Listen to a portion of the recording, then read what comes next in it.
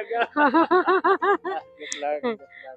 Ayun, Ate Elsa, una, itong mga anak mo okay na, ready na sa pasukan. Kumustahin ko naman sa iyo si Mabel. Kumusta yung transfer nila? Di ba ikaw yung Bali po napag-uusapan natin na yung matulungan sila sa transfer mo. bali po yung yung grade 7 po ayos na po at saka si Mabel ayos na po nagpapa-approval na lang po ako doon sa principal dito sa Kamambugan kasi transfer po siya. Kaya sa pasok sa Lunes, pwede na po siyang pumasok. Okay, so no problem. Sasamahan ko pa na din siya. No problem. Tapos yung grade 7, okay na. Nakuha ko na yung section niya kung kanino siya. Tapos yung dalawang elementary, wala man naman po yata yung bayaran. Ewan ko po kung saan nila papaaralan. Okay. Baka dito lang sa malapit. Baka po. Okay, elementary lang. Kasi sila naman po ang may pag-uusap ng lola sa lula. Subscribe to my channel. Po namin ngayong hapon itong si Ate Elsa, kumustahin natin kasi maraming hawak ng estudyante ngayon si Ate Elsa, bukod dun sa 3 anak niya, yung magkapatid ni Mabel, nakiusap ako sa kanya. Ate Elsa, nagulat ka. sorry, nagulat kita. parang pagod na pagod ka. Katatapos lang maglaba ko. Katatapos lang maglaba. Yeah. Pahawak nga nito, Ate Elsa. Katatapos mo lang maglaba. Ay, siya po at alauna imedya na. magpapasukan na naman baga po. Alauna imedya na. Siya po. Kumain na kayo? Ayan po na ano pa lang ng pagkain. Asan si Wapo? Ayan, nakain pa lang po. Yun na lang po. Kain pa lang si Wapo. Siya po. Tuloy po kaya pa rin ang bahay namin. Tumpos pa si Wapo. Parang si Naimer na. Kaya tumulong ka sa paglaba, Wapo. Katulong-tulong. Very good. Kasi pasukan na.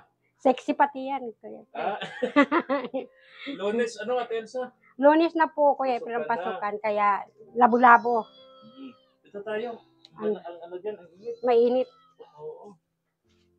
Yung panahon natin, mainit. Mamaya sigurado ulan na naman yan. Kaya nga po sinamantala kung at mahirap na baga po. Oo. Dito tayo.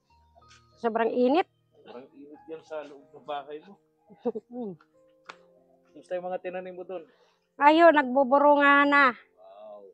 Yung tanong, mayroon ng Tinanim. may aanihin. Saan yung yung 2 anak mo?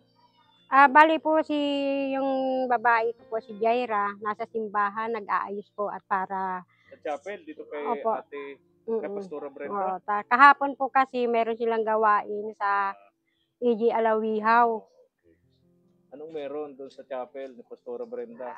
Para po sa araw po ng linggo, nakaayos na po kasi naglinis sila kahapon. Okay.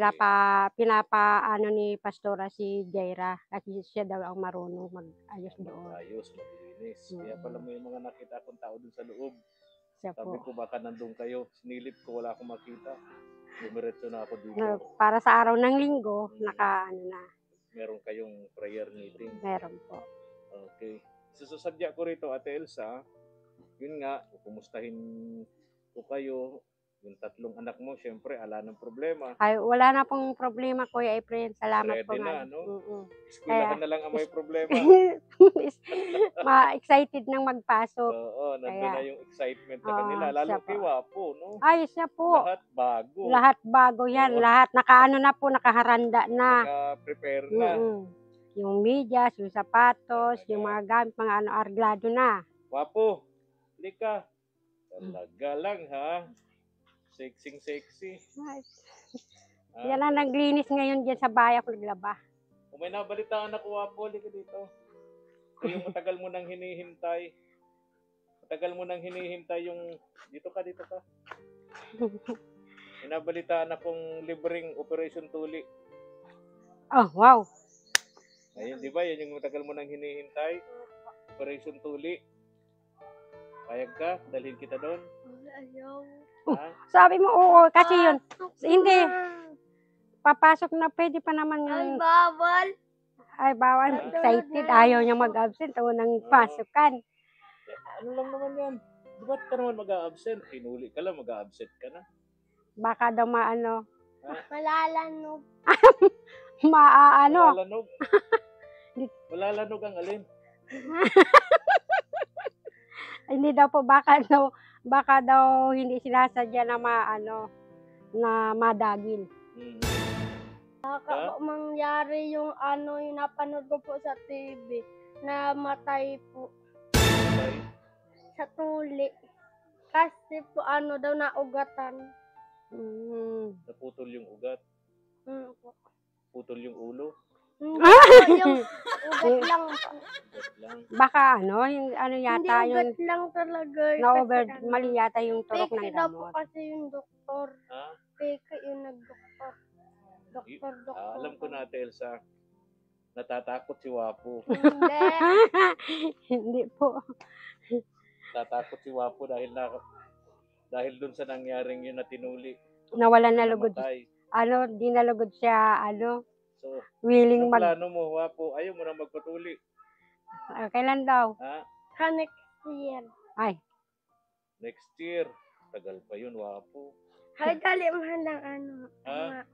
mga July. Payag ka ba? Ngayon, napapanood ito ng mga magiging classmate mo. Hoy. Halimbawa, mapanood nila ito, sabihan ka nilang, Wapo, sa p*** ka pala. Payag ka ron. Ayaw. oh. Gusto mo sa Operation Tuli? Napapanood nila to, wala. Ano gagawin natin dito? Napapanood nila ito ng mga magiging kaeskwela mo. Sabihan kang supo. Sirain ko cellphone. Sisirain ang cellphone. Sabihin mo na lang ay ganito, Wapo, tuturuan kita. Schedule. Naka-schedule na po ako. Kasi yung pinuntahan ko pong doktor, fully book na. Fully book na. Ang tulian lang po baga isa bakasyon. Kaya next year po, magpapatuli na ako. Kasi nakalista na. Nakalista na. Wow! Very good. Ganun na lang. Wapo, para hindi ka mabansagan doon sa eskwelahan mo. Sabihin hindi ka pa pala niya tuli, Wapo. Ako anya. Tuli na. Mabuti alam mo. Excited Ay, na kumusta yan. na? Excited ka nang pumasok sa Lunes? Opo. Ha? Lahat na, kompleto, Opo. Wow. Pati sapato, uniforme, Ayos Very na yan. good. Nakahanda na. Yung dalawang kapatid mo, si Jaira, at yung Si isang lalaki pa. James. Ayun. Okay yung mga na. nanonood sa atin, nagpapasalamat sila dahil sa mga anak mo, Ate Elsa, ito daw si Wapo ang nandyan lagi sa'yo nakadikit.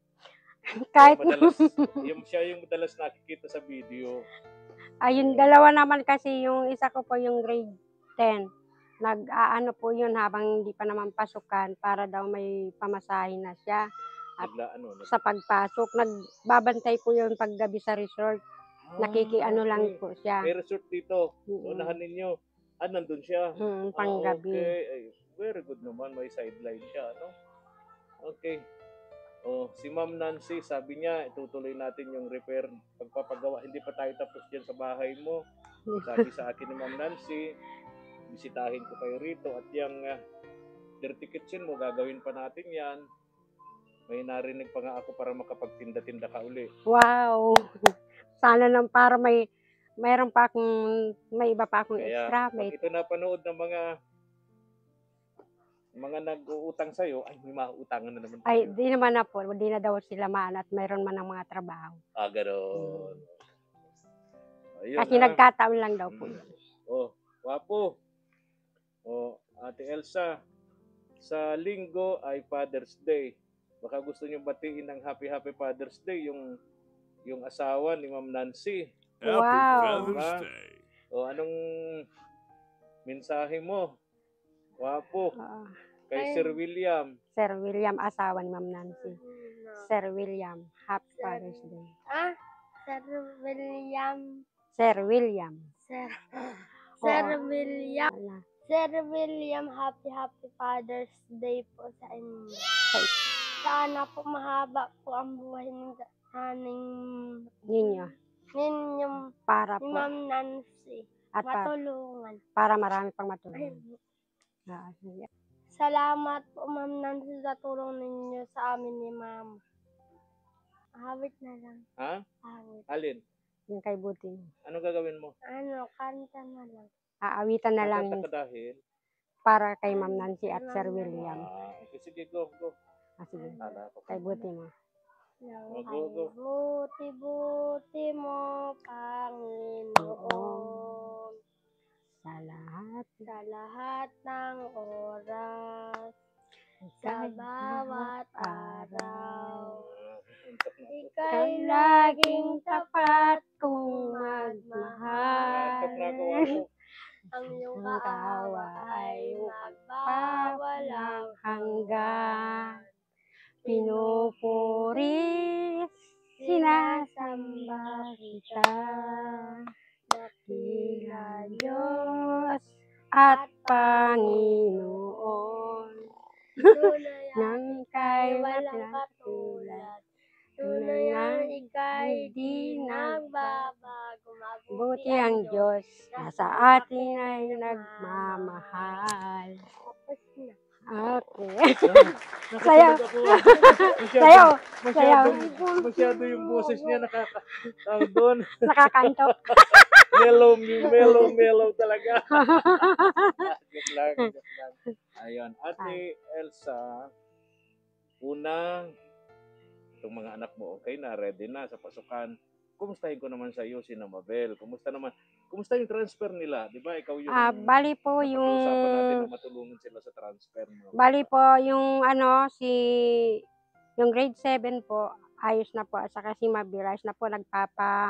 Nagpapa-approval na lang po ako doon sa principal dito sa Kamambugan kasi transfer po siya. Kaya sa pasok sa Lunes, pwede na po siyang pumasok. Okay, so no problem. Sasamahan ko pa na din siya. No problem. Tapos yung grade 7, okay na. Nakuha ko na yung section niya kung kanino siya.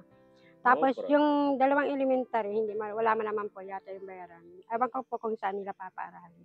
Okay. Baka dito lang sa malapit. Baka po. Okay, elementary lang naman.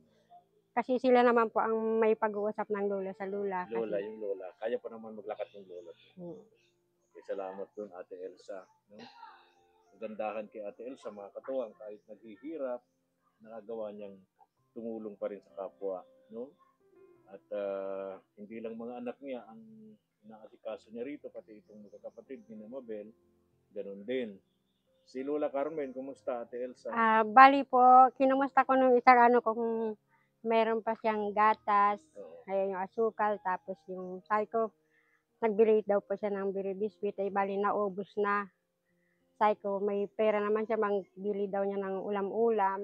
At saka, salamat daw po pala doon sa kanyang sponsor kasi po, yung nakakabili naman daw siya ng ulam na medyo masarap-sarap, saka prutas, ayun, saka, awan ko po ngayon kung meron pa siya.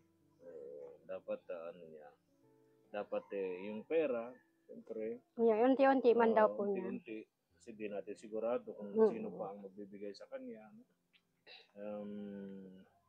Maging practical ba? Siya po. Saka, grabe po ang pasalamat po nun ni Nanay Carmen. Kaya sobrang tuwang-tuwa po siya. Naalala ko lang kasi, baka dahil may pera na yung matanda, biglang magsulputan sa mga anak niya. Hindi naman po kasi ang naisip naman siyempre po ng mga anak, hindi na sila nakakabigay. Nagpapasalamat sila at kung may mga nagbigay po kay Nanay Carmen, kontento naman yung isip ng matanda. Meron siyang pambili na kung ano pong gusto niyang kainin. Tama naman yun. Siya po. Iniisip ko lang kasi may mga nangyari sa amin ganyan eh. Nung una, pinababayaan yung matanda. Nung may mga nagbibigay na, andyan na yung mga kapamilya, nakapalibot na, ali-aligid na. So yung matanda, laging walang pera. At saka po pala ko ay friend singit ko, yung pamilya ni Jocelyn. Yung mag-iina. Yung may yung depression. Siya po. Bali, mayroon pong tumawag dito kay Pastora Brenda, yung kagawad ng dugungan. Bali daw po, hindi daw po nakakauwi yung mag-iina dahil sa sobra na daw po naghihirap doon. Wala pong pamasahe. Sabi ko nga kung ako lang sana may extra na bigay sana po ninyo. May papadala sana doon para umuwi dito. Kasi di pa po wala pa pong mga gamit. hindi pa nakakainol yung mga anak niya. Kawawa yung dalawang anak Kaya niya. yun nga, sabi ko nga kay Jera, mamaya kako ay kung pwede mag-ano po sa iyo. Oo.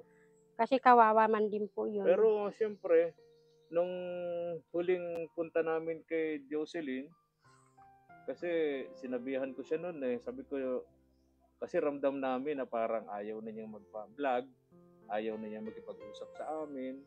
Sabi ko, Jocelyn, tanggapin mo tong perang ito, last na namin itong punta sa iyo. Nagkataon lang na nandito kami kasi may nagpapabigay nito sa iyo. So kaya kami nandito. Ayun daw, mayroon nga nakapagsabi Ayoko na naman na pupunta ako doon. na I-offer ko na naman ang sarili ko siya para po, tumulong. para naman yung Tapos yung- bandang huli, siyempre, tayo pa magiging masama. Tayo nang tumulong, tayo pag masama. oo. Kaya gusto ko, siya mismo, sariling desisyon niya. Diba, Ate Apa, Elsa? Mas maganda yung sariling desisyon. Alam mo Eh, naman nagkausap po kami noon bago yun mag-alis. Eh, sabi niya sa akin, kailangan niya ang tulong. Eh, sabi ko, lumalapit na nga sa iyo ang tulong. pabago-bago kasi ang isip Gawa na po kasi ng depresyon. Naintindihan ko naman, talagang ganun ang may sakit na ganun. No? Pabago-bago ang isip. Mabuti nga po at pabago-bago ang yung desisyon. pagpunta po ninyo ay pinakiusapan ko din yun. Sabi ko, mayroong tulong na ibibigay sa iyo si Kuya Efren. Bakit ayaw mo? Bakit tinatanggihan mo at saka yung kay Pastoras pinagkiusapan ka na? Oo. Ay sige na anya, sa iyo na lang anya ako masunod. Ay sabi ko hindi. Kailangan may sarili kang desisyon. Tama. Hindi sa akin. Kasi pag uunawain mo yung tao, siyempre alam mo naman yung sarili mo, kailangan mo din man ng tulong. Di nandiyan na yung tulong. Wala na nga. Unang-una naawa ko sa kanila. Wala pa daw pating mga gamit yung mga Walang bata. pagkain. Wala naman siyang hanap buhay.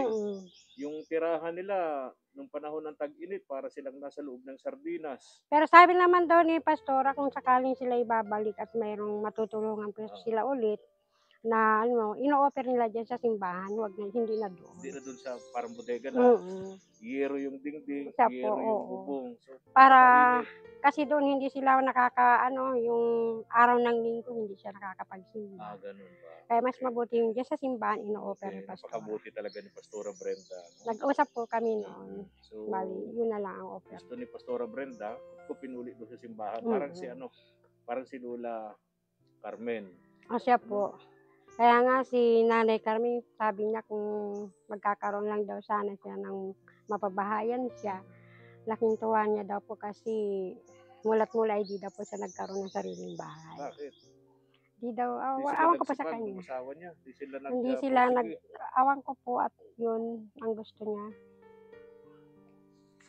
Para daw, ayun, doon lang siya natutulog sa may yung korupsyon. Ay, wala naman siyang pag-aanuhan.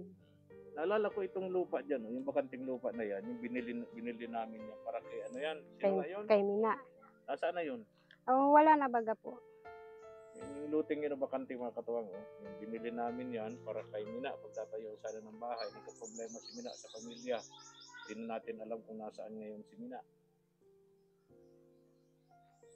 Wala na kayang balita. Pero yung asawa niya, nakalabas na yata ng kulungan, no? Ay, awan ko po sa kanila.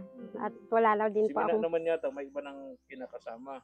May ibang pamilya na. Awan ko po, at di ko na po, na yata po sa poder ng magulang yata. O karakasama, hindi ko din po alam. Kawawa naman yung mga batang yun. Maraming naawa doon sa pamilyang yun, lalo sa mga bata. Grabe yun. Grabe ang kalagayan ng mga bata niya. Ate Elsa, yun lang. Sige At po. kinumusta ko lang kayo. Sabi ko, magpapasok ka na sa Lunes. Sila, Kumusta ko yung kalagayan yung mga bata, si Wapo. Excited na si Wapo. Tapos si Mabel, ganun din, okay na. Ano ito? Bili ka pandagdag mo ng ulam ninyo. Ay, thank you po. Galing pa sa kapitbahay yung ulam mo. Nanghingi ako at sabi ko, ay, wala pa kaming ulam. Mabuti ko ba itong kapitbahay niyo? Binigyan ka ng isang pirasong. Sabi ko, para kayo Wako lang. Isang pirasong prito. Kayo kay Wako lang po. Paano ka na? Ay, okay lang, may asukal pa naman yan. Ang bihira. Saka Inubos mo po yung prito? Opo. Ay, sige na, Ate Elsa, ha? Sige po, salamat po, Kuya Efren. Ingat kayo, ha? Pasok ka na sa ano, Lunes. Tulad ng sabi ko, gagawin natin itong bahay ninyong ito. Di pa tapos tayo dyan. Bili ni Ma'am Nancy. Gagawin pa rin natin yan. At laging sinasabi ni Ma'am Nancy, huwag kang magbago sa ginagawa mo. Kahit mahirap ka lang, gumagawa ka ng mga pamamaraan para makatulong sa kapwa. Okay po. Di ba? Mabuhay ka, Ate Elsa. Siya po. Kumusta yung asawa mo? Nasaan? Ay, balo na andun po sa kapatid niya. O, titingnan daw po niya kung anong maaano. Pwede pagkabuhayan. Sige, alis na ako, Sige ha? po, Okay. salamat. Ingat po kayo lagi. Ingat din kayo, Ate Elsa. Sige po. Sasampay ka pa yata ng labahan mo. Ay, isa po, may papanuhin ko lang yung nauna.